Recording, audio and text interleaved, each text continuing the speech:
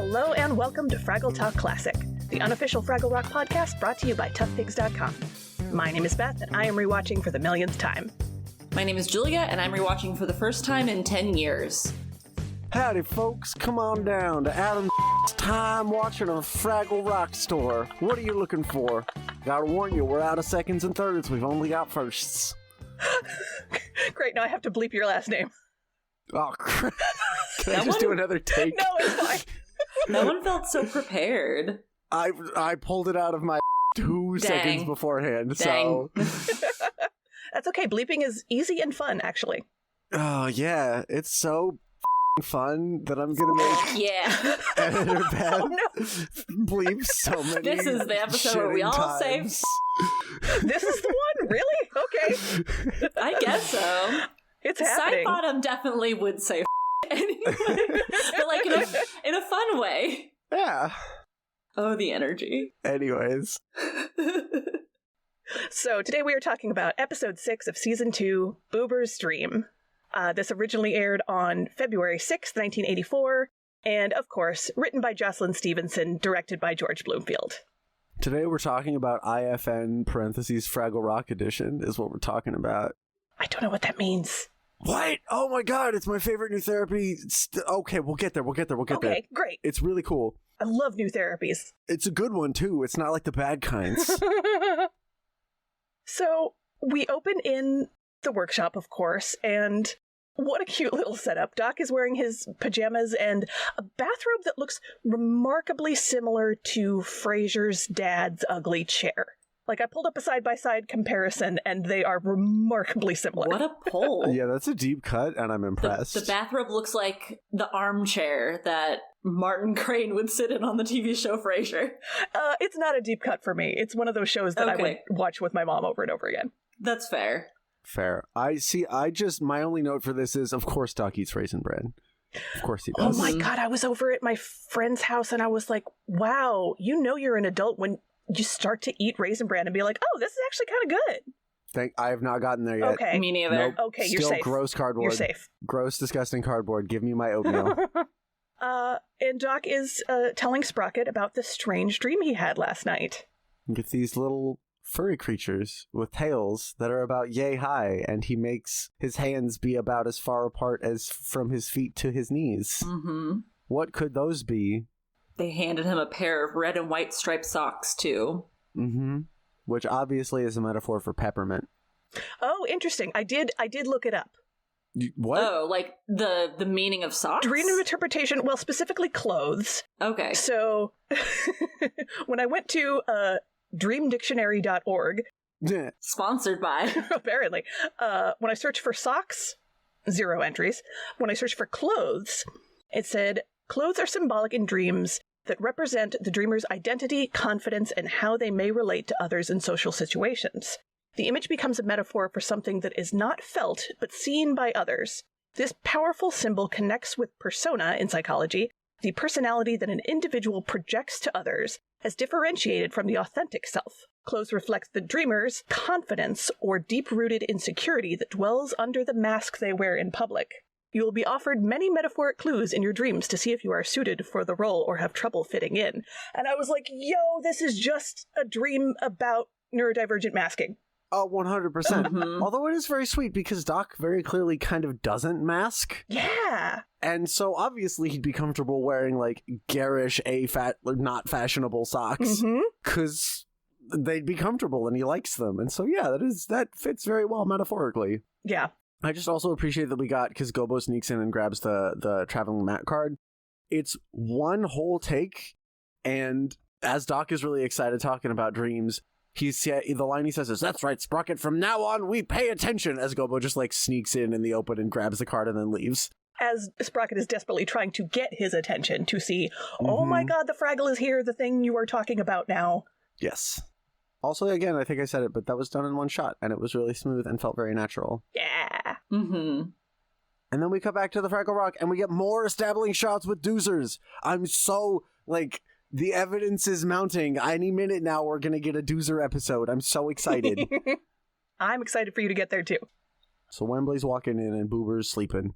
And there's this cool little bit, which also, did anybody else just get like a little flashback to that one song from Avenue Q when a puppet walks in on another puppet that's sleeping and sleep talking?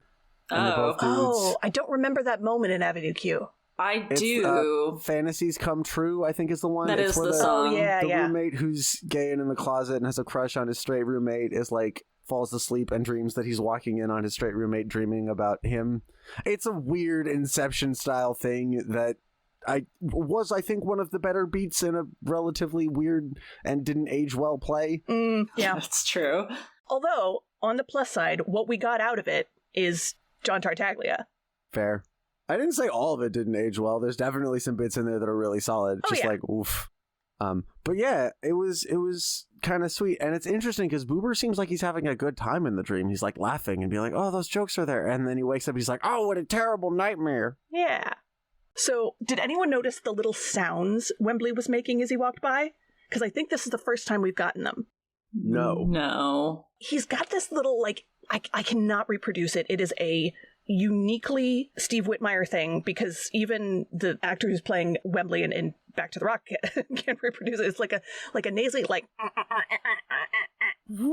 punctuated kind of. Sounds like the beginning of a Linkin Park song. I did notice that, but I didn't realize this was the first time he was doing it. And then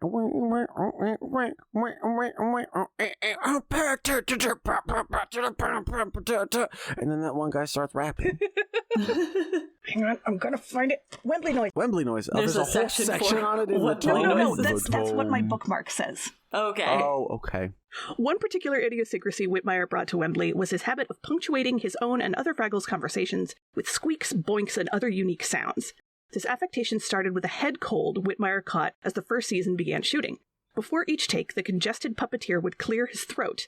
This segued into Wembley clearing his throat, and soon enough it went from being throat clearing into a percussion instrument, explains Whitmire. And then it became Wembley. He did it every time he walked into a room. That's cute. Dave Gold swears that Whitmire would make the sounds when he was off duty as well.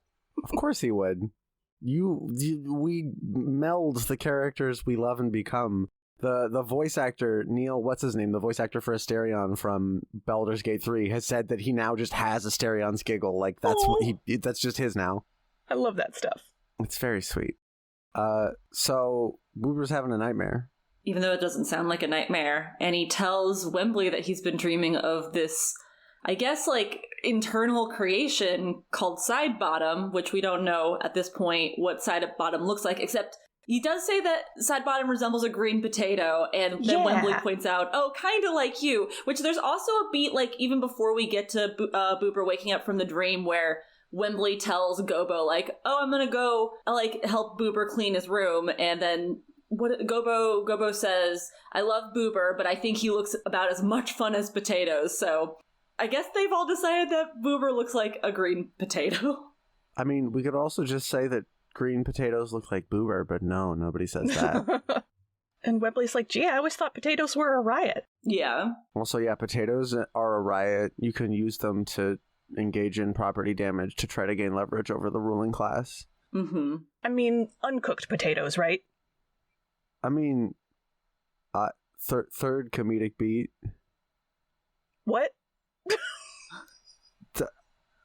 So anyways, so they're talking about what to do about this dream. And I love this because they don't even say we should go talk to the trash heap. They just smash cut and they're talking to the trash heap. Yeah. Which is such a great, like, cinematic way to express, like, oh yeah, this is so much easier for them to do now and they can do it casually. Just boom, now we're there. Yep. So Marjorie's doing this thing where she's like, you come to someone to complain and they go, well, you know, these are your choices. And they all stink. If you don't want this choice, then you gotta, you know, do this other choice. She has a great line about it. She says, there's small choice between rotten radishes. Yep. And that's a very evocative and effective metaphor. Like, all right, which of these rotten radishes do you want? There's not that much of a difference. Mm-hmm. So initially she's like, the only thing you can do is learn to live with Sidebottom. Mm-hmm. And Boober says, impossible. Like, that's something he's not even willing to consider until he goes on his whole character arc. Mm-hmm. And in the meantime, it's like, well, you'll just have to stay awake then. Forever. Mm-hmm. Forever. And she says, or, you know, share the dream. Yeah. Which is a nice reminder that Fraggles can dream communally. Mm-hmm. So I was trying to remember. So obviously the last episode of season 1, we get them all sharing the same nightmare. Is this the first time it's been laid out so clearly, the dream sharing trait of Fraggles? Yes. So this is the first time we've seen them share dreams intentionally. Mm-hmm. Or in cave-shinily. I don't think they're camping. Wow. Okay. Oh my god. You were saying, I'm sorry. I told you before we started recording, this episode's gonna have an energy. I mean, Sidebottom's all over it. He's very happy right now. Yep. Let's go meet him. Okay. Oh my goodness. Hey, I want to play freeze tag. I love freeze tag. Sorry, listener, that we haven't gotten to that part. We haven't got that part. Popping the. I can be the order Muppet. I promise. I'm sorry. No, I'm the tired Muppet. I can find the reins. Where is it? So we get Wembley and Boober about to dream share, and we see kind of how, when it's intentional, it's performed, where they've got to like be touching heads, and they have to say something too, right? Yeah. What do you know what it is, Beth? So if they're just saying it, the line is, "Dream a dream and see what a dream can be." Later we'll get a whole song. Yeah. But for this, that seems to be the minimum, is that they have to have their heads touching and then say that line. Say like a little spell. Yeah. It's cute. It's like a little ritual. I also just love the dialogue. Boober's like, "I appreciate you sharing the stream with me." And Wembley's like, "Oh, don't mention it." And Boober says, "But I already did." And Wembley says, "Okay, mention it." That's good. I love the Boober-Wembley dynamic, which we've gotten several times before. And I think that they work so well because Dave and Steve are such good friends, and you can really see that in their relationship. They just bounce off together so wonderfully and so sweetly. Yeah. It's good stuff. This is also, I think it's the second episode in a row where they're able to take a Fraggle from awake to asleep without changing out the puppets, just because of how they set up the shot. How they tilt the head back. Exactly. They're hiding Wembley's wide awake eyes behind Boober's head. Boober's non-existent eyes. Yes. I also love that as soon as they get into the dream world, Wembley just starts flying. Like, of course Wembley can lucid dream. Of course. It's phenomenal.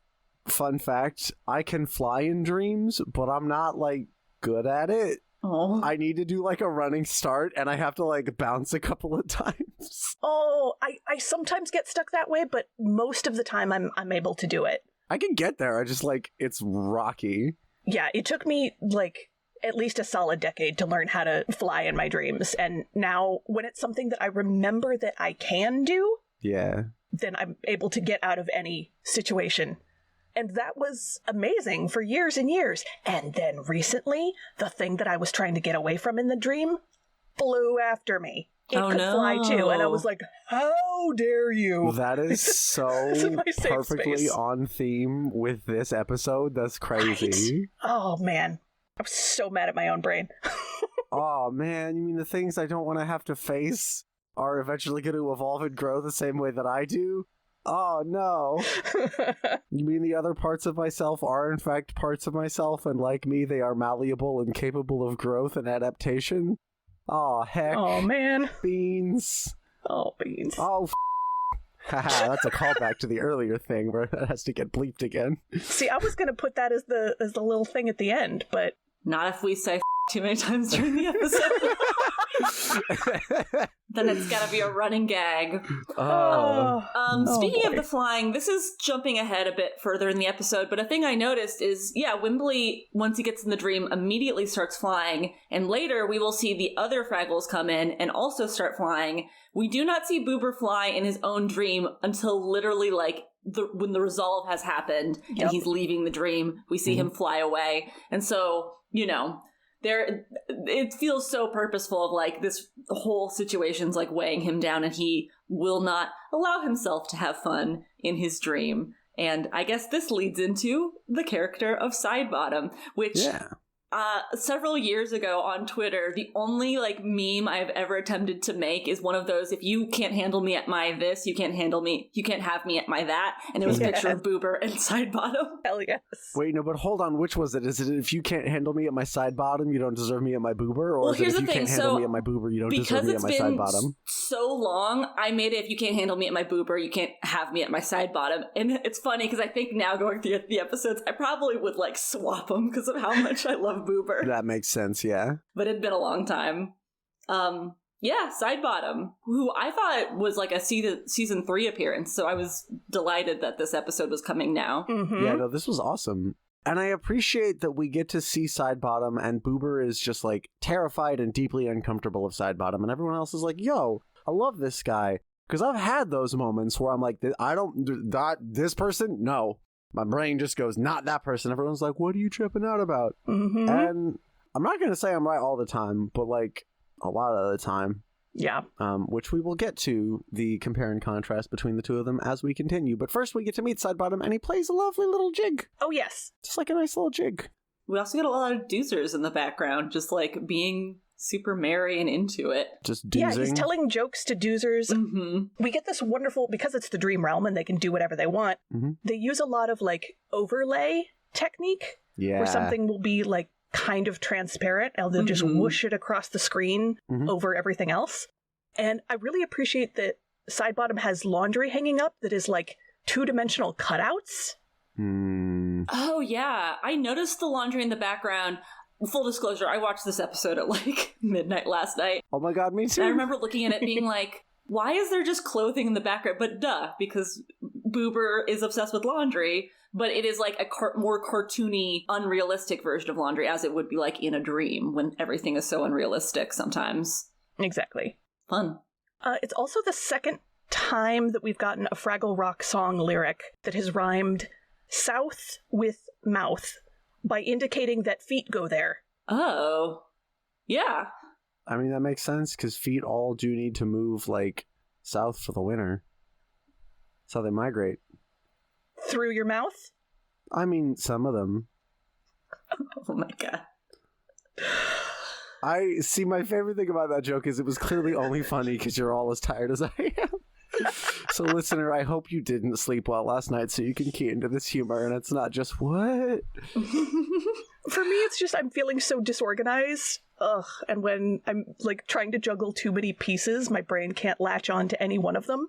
That's fair. We'll get there. We'll get there. Julia has volunteered as the Order Muppet, and I can and will run support when I remember to. When did I volunteer as the Order? I volunteered as the Tired Muppet. You just did the thing. You got us back on track, and you've done it twice now. We're taking turns with the collective brain cell. It's okay. Julia's turn with the brain cell. Mom! Okay. Here's the thing. I love Sidebottom's outfit. Like, he's jangly. Really he's got good. like a hat. His hair is slightly longer than Boober's. It feels like more feathery and flowy. Mm-hmm. It's just, yeah, there's so much like gaudiness, like it's whimsical and whimsicalness the way he's dressed, as opposed to Boober, who's just got like his little scarf and his little hat.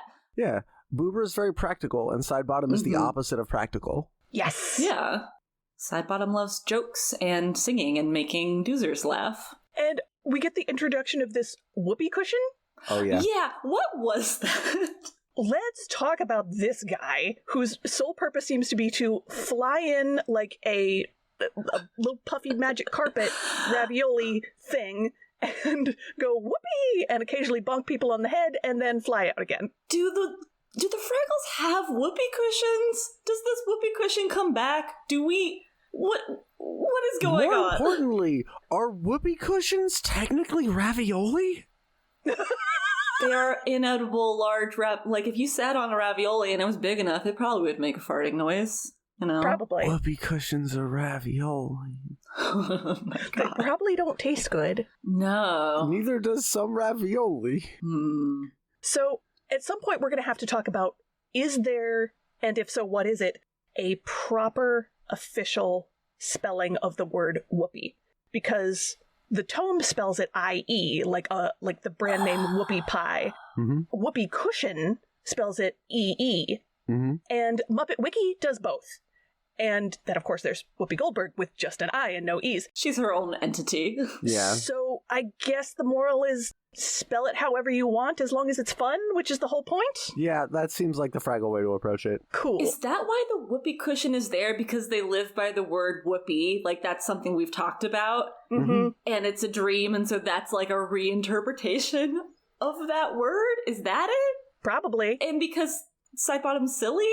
And he's the manifestation of fun, then fun is going to come in and bonk you on the head whether you like it or not. I want to know who's puppeteering that whoopee cushion. Like, they came into work and they're like, hey, you're going to be playing this character today. The flying whoopee cushion is credited to John Pattison. Heck yeah.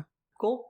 So they're playing around and Wembley's having a great time, and Sidebottom gets Wembley to make the solemn oath of the Fraggle that Wembley will bring friends. Sidebottom wants more people here. And this is, I think, the first time we get to see that Sidebottom, in addition to being very fun, is kind of manipulative. In kind of a sneaky, kind of a subtle way. Not manipulative like a lawyer, but manipulative like a stage magician, but still manipulative. Say more about the difference between those two.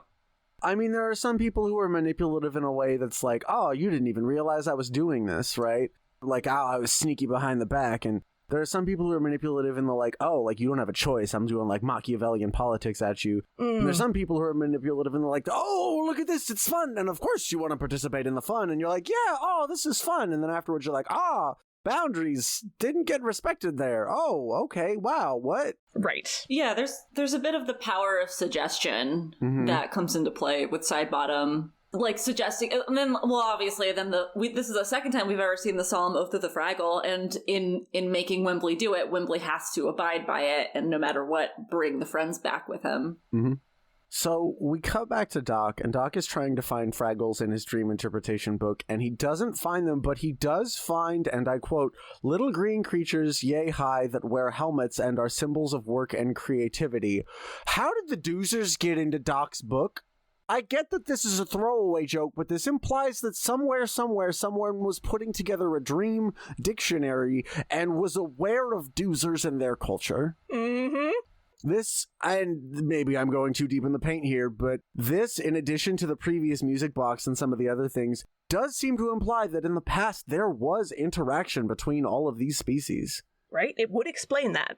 There was a line where Doc is trying to describe this furry little creature lived in a big cave, or no, it was a rock. And I'm like, what's the difference here? If you live in a rock, in a hole in a rock, you live in a cave? Well, he doesn't say they live in a hole in the rock. They just live in the rock. They phase through it. Oh, I see. Well, that caused me to look up, like, how small can a cave be? Before it is a hole in a rock. Yeah.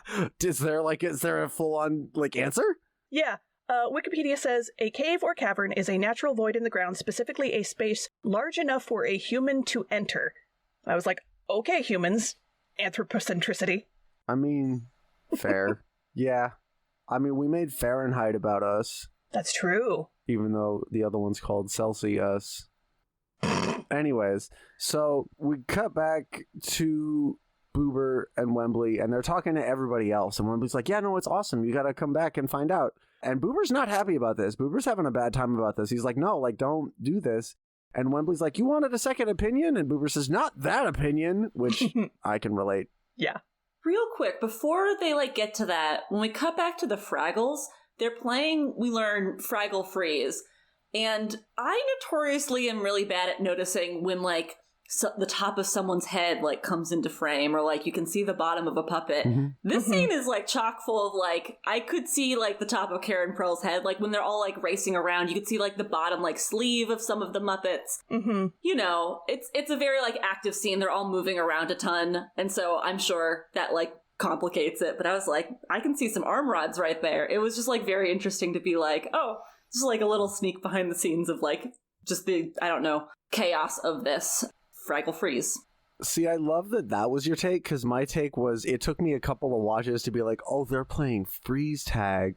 because I was deeply unsettled by the fact that there were some people that were moving and other puppets that were just frozen, and I was like, what is happening? I did also note some of the Fraggles, like, in the background were clearly, like, just posed, and I was like, they look so strange, but then when they were like, Fraggle freeze, I was like, okay, so they're supposed to be frozen, so that's okay. Right. And this little shot does so much, because there's that little bit of, like, discomfort, which turns out to be foreshadowing. It's an establishing shot to show that we, with Wembley and Boober, are going to be going back to the main group. And it fleshes out the world of the main group, because they're not just sitting around waiting for the other two characters to show up. They're in the middle of a game, which is also in and of itself foreshadowing. Like, this little shot does so much. Yeah, I love it. And we get to see more of that Red and Gobo dynamic in, like, a healthier way. Yeah. Of them kind of teasing each other and, like, I got you. Like, no, you missed me by a mile. They're being competitive, but it's within the realm of they're playing a game and they're having fun. Yeah. We also get Matt's postcard where he has found himself at a drive-in movie theater but doesn't realize, and he comments about the shiny creatures who live in the world all, like, going to sleep together because all the headlights go off. But then he can see their dream, which is the film The Dark Crystal. It's so good. I clocked that and it was great. Good self-promotion, Jim. I also appreciate the comparison of a drive-in movie theater to shared dreams. That was like a cool little parallel. Yeah. It's kind of like the experience of going to a movie theater of any kind. You're all sharing, like, one collective experience, and it can be often very dreamlike. Depending on the movie. Or it can be nightmarish, also depending on the movie. Yeah. I mean, if you watch The Dark Crystal with someone, afterwards you're like, man, that was a weird dream. Yeah. Were you there for that too? Did you have the same dream I did? That is how I felt about the movie Sorry to Bother You. Oh, I haven't seen that one. Oh, God, can we watch it? Sure. I saw that movie with a bunch of people in theaters, and then we went to a little sandwich place, and I ordered a beer and chugged the entire thing, and then I immediately made plans to see it with a bunch of other people. And the second time I watched it, I did not watch the movie. I just watched my friends watching the movie. Oh, I love that. Was Sorry to Bother You... Who did Sorry to... That's the one with Lakeith Stanfield. Okay. It's set in Oakland. It's the I won't ruin it because Beth hasn't seen it, but I love the first half of that movie, and the second half of that movie, I was like, did I get drugged and no one told me? What am I watching right now? No, watching everybody's faces, they're just like, what is happening? It's so weird. Oh boy. It's up there as one of the weirdest movies I've ever seen. I love it so much. It's so good. Okay. Anyway. So we get this really nice shot of all of them going to sleep, and they're all splayed out like a little star, and it's really pretty, and it's also cool to know that they're puppets, but that, like, they're set up in such a way that it seems very organic, that of course they're all lying on their backs with their heads in the middle. This is such a classic image of Fraggle Rock. Like, if I'm thinking of the TV show Fraggle Rock when I'm out in the world, this is one of those, like, images I'll think of, is the five of them lying down with their heads all touching. Absolutely. It's very good. More spontaneous naps in public spaces. With friends. They just flop down where they are, you know, in the middle of wherever it was that they were playing Fraggle Freeze, presumably the Great Hall or somewhere, some other public space. But no, silly creatures can't lie down in public spaces because that means that you might be an unhoused person who, God forbids, needs to sleep outside, and that's illegal. You can't How do that. dare you be horizontal outside of your home? That is a very fair point. I was thinking of, like, if five people just randomly, like, lay down in, like, a McDonald's, that might be, like, a problem for, like, being stepped on or being in the way of the register. But yes, also fair critique about how we treat houseless people. I was just thinking about the time that I was waiting for a bus that was going to be like another 20 minutes of waiting at the bus stop, and my back was hurting me so bad that I just needed to lie down. And of course, all I had was a concrete slab bench, and I did it. And the security guy came over, he's like, hey, you're not technically supposed to do that. And I was like, dude, I am in so much pain right now. I'm just waiting for my bus. It's going to take 20 minutes. And I think because it was the night that the Orange Cheeto got elected, Oh, I was like in an extra bit of like existential, like, oh my God, what is happening with the world right now? And I think he let me slide because of that. Yeah. Cool. But then, yeah, we get the dream a dream and see what a dream can be turned into this lovely little lullaby song. It's so pretty. Mm-hmm. I really like the harmonies on this one, and also it has one of my favorite just sort of chord progressions. The way the chord shifts up on Dream a Dream and C is the da da da da da da. Like it's just that walk up into, it's either into the seventh or into like the major third. I don't remember. I didn't map it out, but it's a very lovely transition that you hear every so often and makes me very happy whenever I hear it. Aw. I don't speak music, but I love that you do. Oh my gosh, and we get the image of a little flying doozer, Cupid, little naked baby doozer with wings and a harp. That was very good. Mm-hmm. Also, the lyrics of this song are, they go kind of deep. This is one of the songs that they redo on Back to the Rock, and it gets a similar treatment to start, but then they kind of change it up a little. That's all. I'm not going to try and spoiler it, but because of the way they change it up in Back to the Rock, it's easy to miss the lyrics. And I love the line, "While our minds run, is there someone dreaming you and me?" Like, are we all just some other greater creature's dream? That'd be cool. Be real though, if we're all that other person's dream, dude needs therapy. Yeah. So they're all excited, and except for Boober. Boober's clearly having a terrible time. And Sidebottom's like, "Oh yeah, this is great. Hey, you should come back again." And Gobo just sort of casually is like, "Oh, we already promised we would only come back once, but duh." And that's when Sidebottom is like, "Let's play Fraggle Freeze." And this turns from cute to psychic horror show. Yeah. And it's interesting because I've been playing Baldur's Gate, and like having you frozen inside someone else's mind is exactly the kind of something that a mind flayer would do to you. Mm-hmm. Oh. That's like psychic warfare, and it's terrifying, and it's legitimately unsettling to be like, oh yeah, they're all stuck in Boober's subconscious, frozen. Yeah. I mean, this is what my...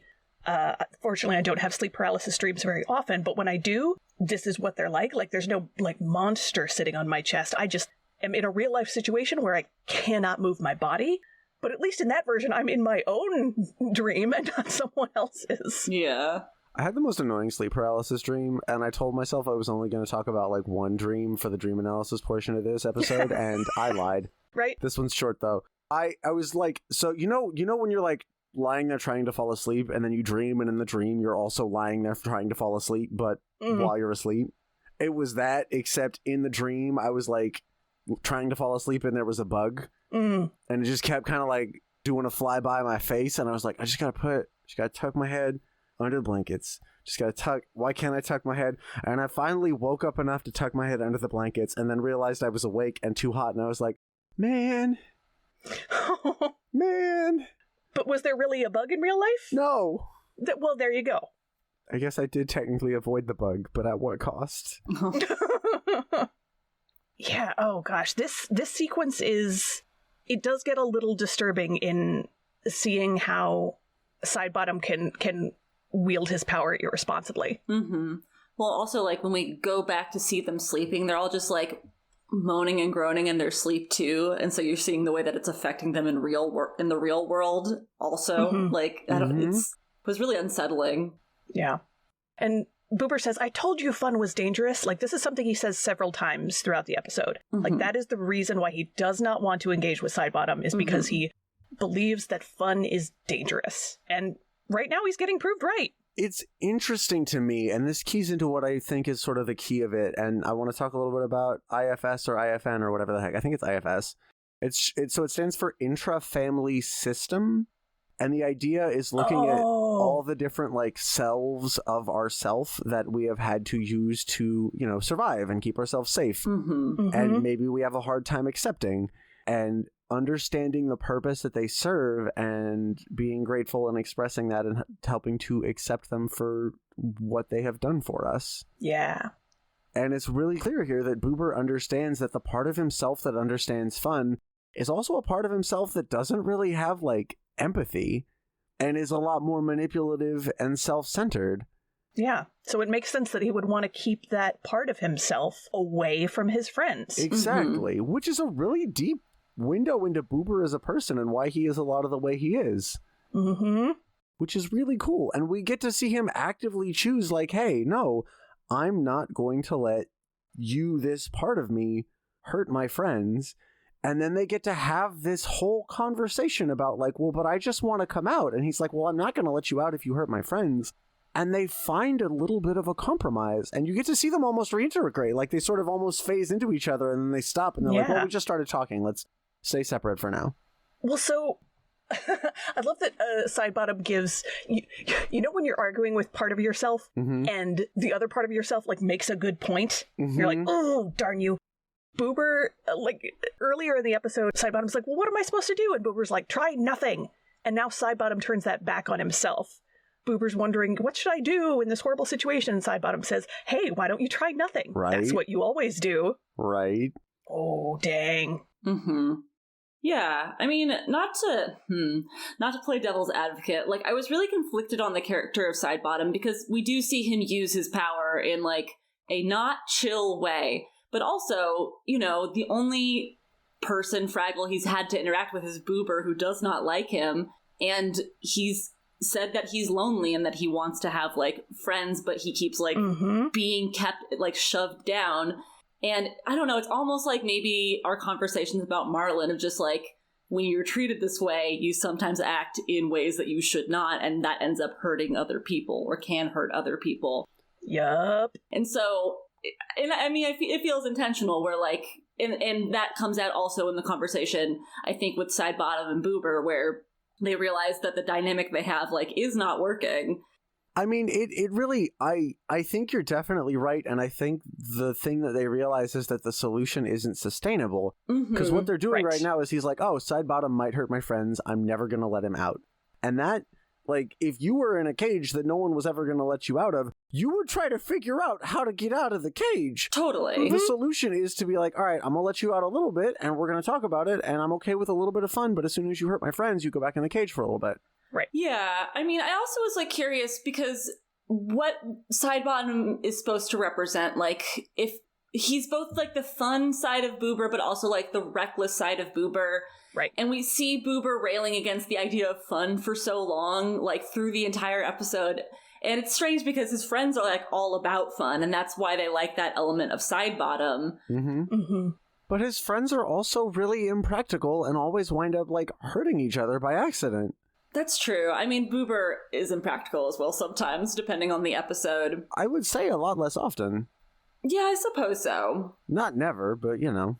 You know, I'm sure also it didn't help. Again, I watched this episode very late at night, and so I was trying to wrap my brain around it while watching it, of being like, are we supposed to empathize with Sidebottom? Are we supposed to see him as, like, an entirely negative, like, component of Boober? But yeah, I think that it's obviously more complex than that, and him agreeing to, like, you know, you can come out sometimes, and we get the very end where, like, Boober, like, jangles his belly and you hear the Sidebottom bells, and he's like, okay, you're there, I just wanted to check. Yeah.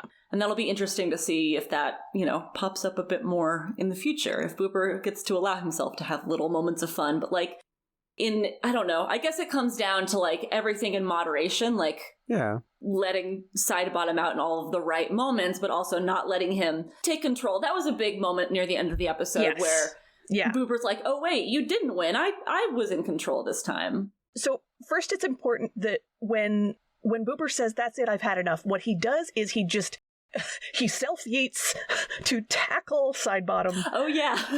And is like, I'm not gonna let you go until you agree to let my friends go. And then the conversation they have, Sidebottom says, no, Boober, you win. You always win. And this is not the first time he's said that. He said, you always win.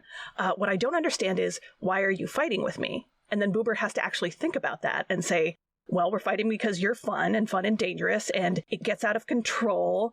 And Sidebottom is just, like, laughing and dancing over on the side. And Boober goes, wait a minute. We had a fight, and I won. I'm the one who's in charge around here. And Sidebottom's like, did I ever say you weren't? And that is such a fundamental shift for Boober, that he's like, oh, I can let things get a little bit wild and loose because I'm the one who's still in control at the end of the day. I can say, okay, that's enough. Yeah, because he is Sidebottom. You know, earlier in the episode, like we mentioned, you know, when Boober is describing this nightmare, like, and he describes him, and Wembley goes, oh, so it's you. Like, Wembley, like, nails it on the head before we even see Sidebottom that, you know, Boober is grappling with the different parts of himself where, you know, maybe he does have moments where he wants to lean a little bit more into fun and being reckless, but he's worried where that will take him because it's so different than his, like, very diligent, like, death and laundry personality. Right. It is interesting. It reminds me a lot of, because I work with a lot of kids who have been systematically screwed over by all the systems that they've lived in, and they understandably have a lot of anger issues, which is super valid, and not a lot of practice at dealing with that. And a lot of the messaging that they get is like, anger is never okay, and of course that's trash, and so they don't listen to it. And one of the opportunities that I get as a male teacher is the one to be like, hey, like, look, I'm not going to tell you not to listen to your anger. A man should listen to his anger. I'm just going to tell you, make sure you listen to all the other parts of yourself first. Don't let anger be the one making your decisions. You need to make your own decisions.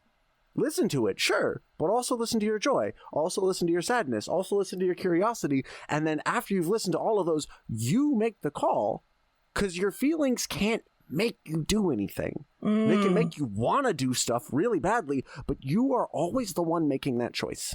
I like that reframe. Thank you. It has been polished over many years. It definitely makes me think of Inside Out, where anger is just another emotion in the workplace of Riley's emotions. And I love that he's there for a reason. Like, he is there to point out when things are unfair. Well, and that's the beauty of it, is one of the things that they work with people who have anger issues about isn't just like, what do you do when you get angry? It's, what expectations are you holding that are causing you to get this angry?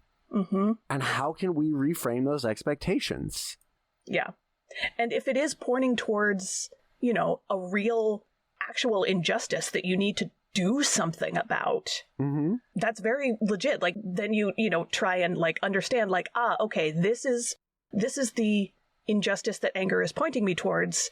Now, how do I move towards doing something about that without coming from purely a place of anger? Like, anger has a seat at the table. Yeah. But I'm still the one making the calls. What's that Tumblr post that was going around? It's like, your emotions are fish, but you are not the fish, you are the pond.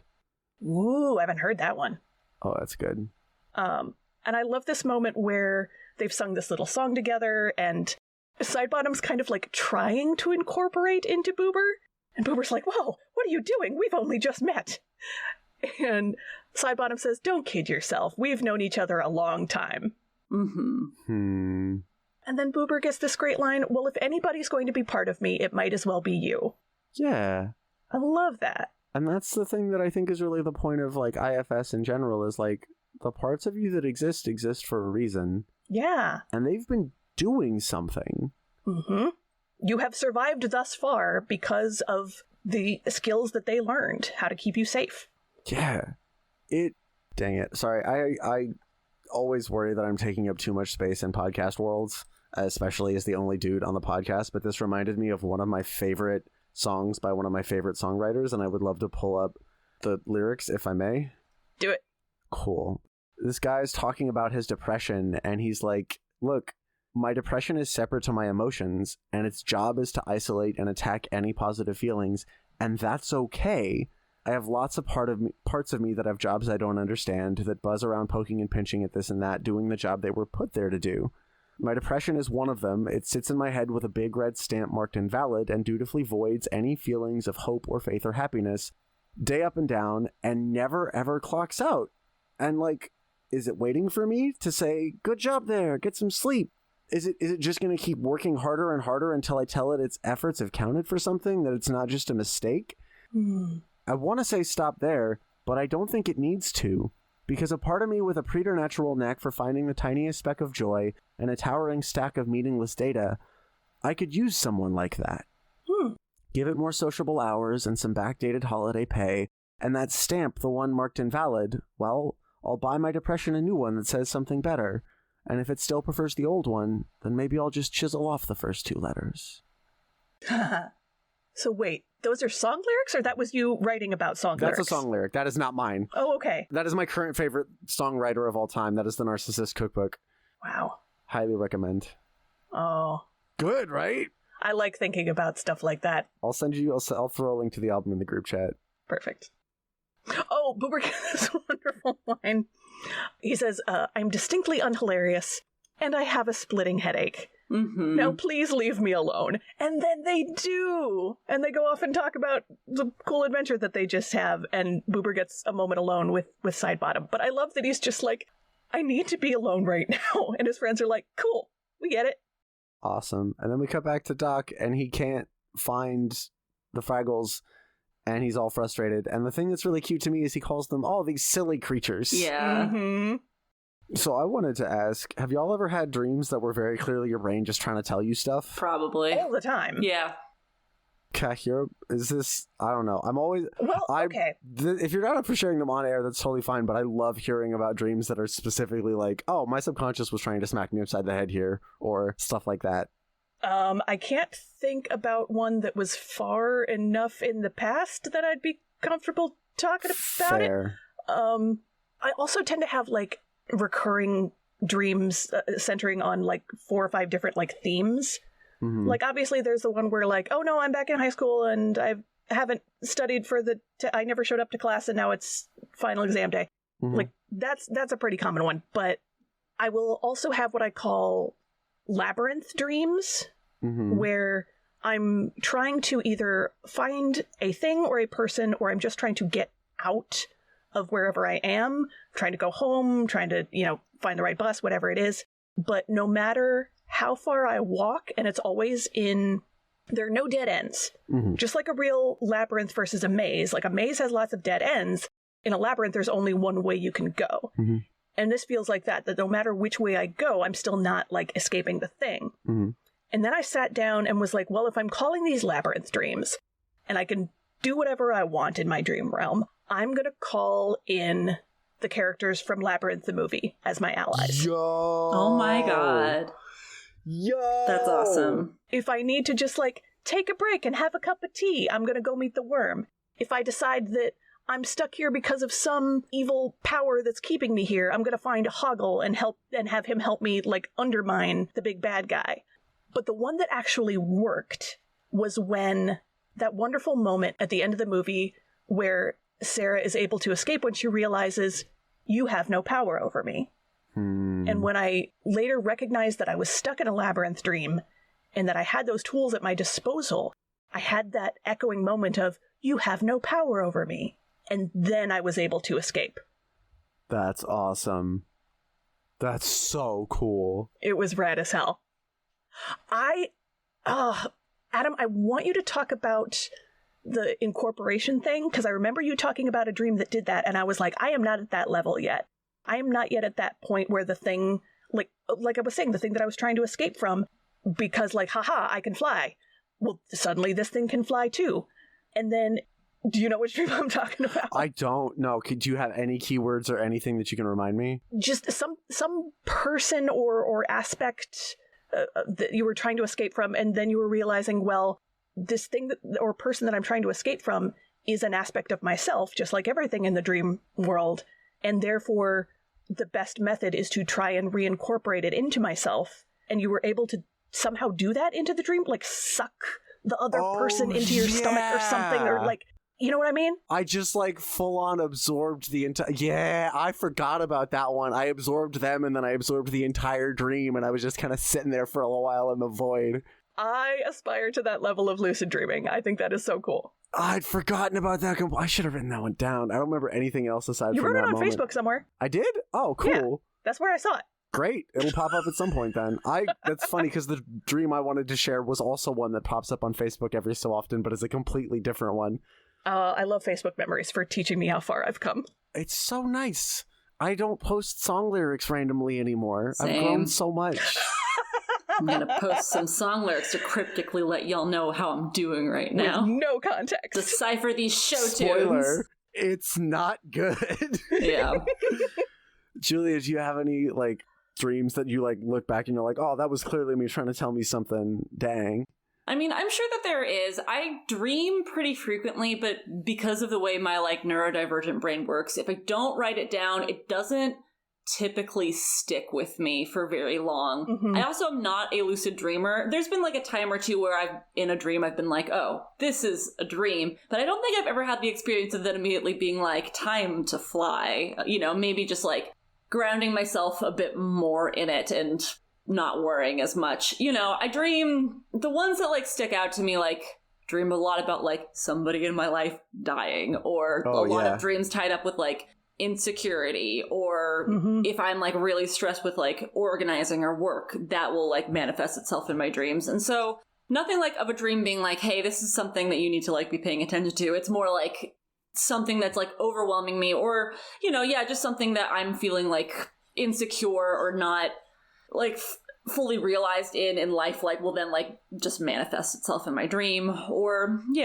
I don't know. I used to write my dreams down a lot more and think about them when I was like in college, and now I don't do that anymore, which if I had the time, that would be really interesting to do.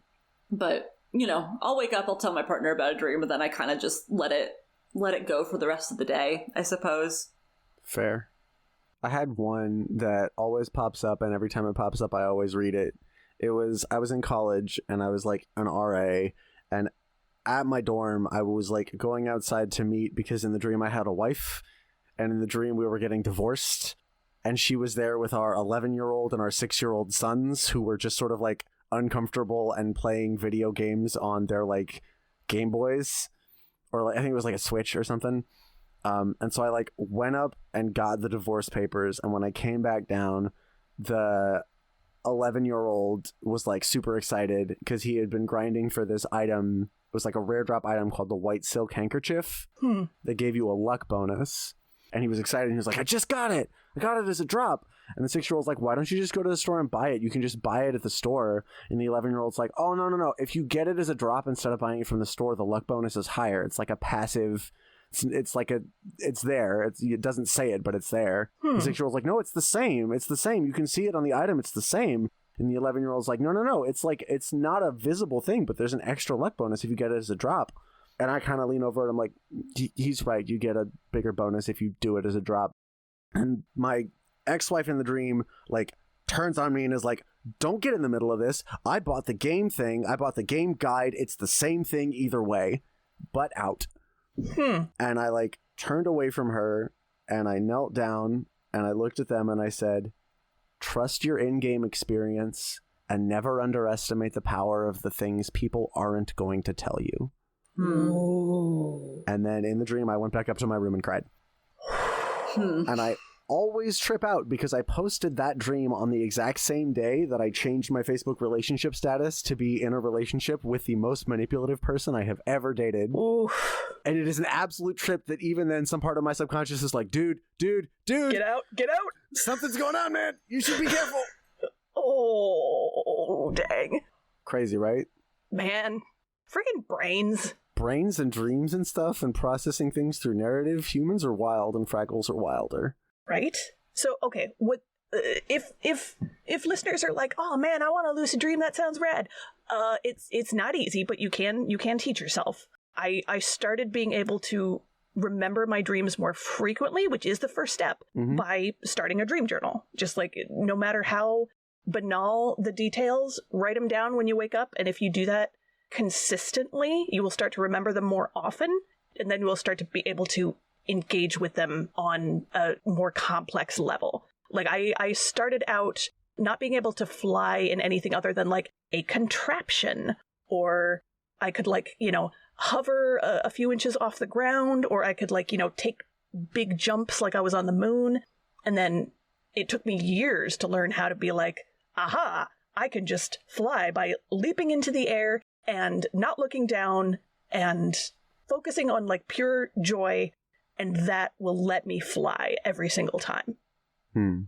I wanted to say, dream journaling is really huge, and also just like studying story analysis is really big, because dreams are narratives, and your ability to process story is the lens that your dreams are trying to communicate to you through. Yep. So Joseph Campbell stuff. Oh yeah, his soup is so good.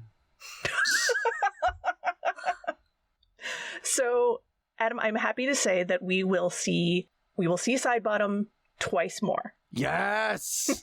I did remember that. Oh, that's phenomenal. I knew he was going to come back. I wish it was more often than that, but at least he's recurring at all. At least we get it. That's phenomenal. I kind of hope he gets to step in and save the day and, like, be like, actually, this is my area of expertise. And here's why fun is important. I got to be in a situation where I was like, I don't actually know. Something's wrong here, and I'm not sure. Hey, depression, what am I missing? And my depression was like, ho, you've called me. Wearing a jaunty little hat. I think he was more surprised, actually. Oh, okay. But anyways. I could be wearing a jaunty little hat. Why not? You know what? I'll ask. Yeah. Anyways. See if he wants a jaunty little hat. Beth, do you have anything about the international versions? So, Muppet Wiki says about the UK version, the captain wakes from a nightmare and describes seeing a terrible, wee furry creature with huge staring eyes. Gobo overhears this and counters, he can talk. Sprocket makes a connection between the dream and the hole in the wall, but the captain goes on to reveal he saw the shadow of a sinister-looking man. He's sure it was Mr. Birtwhistle, the owner of the lighthouse, who once tried to evict the captain and Sprocket from the lighthouse. Percy the post? Maybe they mean postman? Postman? Arrives earlier than usual. The captain becomes worried again when a letter from Birtwhistle arrives and recounts that the furry creatures in his dream were swimming. In Uncle Matt's postcard, he has wandered into an amusement park and goes to sleep in a boxcar of a ghost train attraction. What? Oh, I'm glad we didn't get that. He wakes up inside a haunted house and is very scared. David Barclay is seen sharing the boxcar with Matt and is puppeteering him in several shots. The captain finally reads the letter and is relieved to learn that Birtwhistle is asking them to look after his niece's 2 pet gerbils during a holiday. The captain concludes that the creatures he saw in his bad dream must have been the gerbils. That's wild. There's so much going on there. Wild. A lot. It's so different. Wow. So, there you go. All right, y'all want to plug your pluggables? Tell people where they can find you? No, how are we going to make the world fragglier? Oh, yeah! You can make the world fragglier by spelling Whoopi however you want to. However you want. Just trust your heart. Except you can't spell it WHOOPEIGH. No, not allowed. Ugh. Yeah. That's the only one, though. Everything else, have fun with it. It's okay to embrace all of the parts of you, even maybe the ones that scare you, but also moderation is key of just finding that balance and figuring out what's best for you. Well, I'm just gonna say what I said before. More naps in public spaces. More group naps in public spaces. Mm-hmm. Yes. Well, friends, thank you for sharing this dream with me. Yeah. Where can people find you? You can find me at Beth Anna Cook on social media. That's Anna with 2 N's. And occasionally writing stuff for Tough Pigs. And you can find me at Geek Girl Grown Up on Instagram, juliagaskill.com for some poetry. Also occasionally on Tough Pigs. And this probably will be my last pitch because I think this might be the last one before it. But there is a poetry festival in Portland called the Bigfoot Poetry Festival. Come out if you are in the area. It's a fun time. Lots of poems. Good people. That's it. I'm so tired from running it. Okay. Awesome. You're doing great. You're doing so great. You can find me in your dreams behind that nondescript door that you just walked past, but knock first, because I might be on the phone. All right, that is it for this episode. Reminder to check out toughpigs.com. Give us a good review on your podcatcher of choice, and we will see you next time. Don't forget to your cares away. Dad at Fraggle Talk. I can't leave that in. Now you're going to censor it and it's going to be the final callback. You know, I have your voice saying, don't forget to dance your cares away 1,000,000 times. I could just copy and paste it. But will you? That's less fun. Oh, boy. Oh, who knows what I'm going to do. Good luck, future me. Hi, future Beth. I'm sorry and you're welcome. Fraggle Talk Classic is brought to you by toughpigs.com. Fraggle Talk art by Dave Hulteen Jr. The Fraggle Rock mark and logo, characters, and elements are trademarks of the Jim Henson Company. All rights reserved. The Fraggle Rock theme song, written by Philip Balsam and Dennis Lee, is used with permission. Special thanks to the Jim Henson Company and the entire Fraggle Rock family. For more from Tough Pigs, please find us at Tough Pigs on Twitter, Facebook, Instagram, TikTok, TeePublic, and Patreon. Fraggle Talk Classic is produced and edited by me, Beth Cook. Thank you to Joe Hennis, the Tough Pigs Muppet Fan Podcast executive producer. Thanks for listening, and we'll see you next time down at Fraggle Talk.